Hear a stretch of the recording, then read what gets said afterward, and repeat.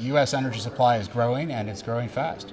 It's a success story. It's in early stages in many ways.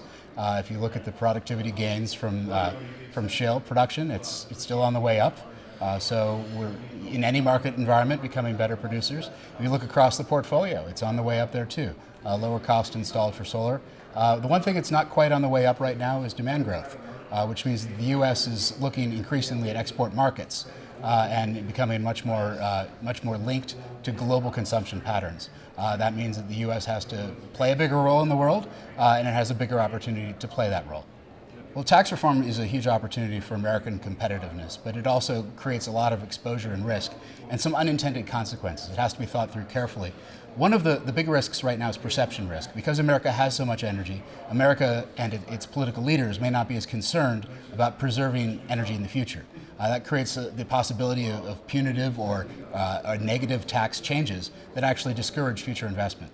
There's also a need to understand the relationship the U.S. has with the global supply chain, and there's a lot of work in trying to standardize, strengthen, and simplify the tax code that has to be done in the context of the global shape of the energy industry.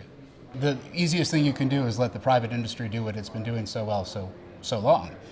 There's a need for responsible regulation, and there's an appropriate need for communication and stakeholder buy-in. That doesn't mean that everybody who has a question gets to stop a project. It means that a rational discussion and open disclosure has to take place first.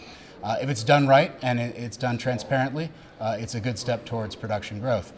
There's the other side of it too, which is that everyone who asks a question is telling the energy industry something that they should probably listen to. Today's questioner is tomorrow's customer.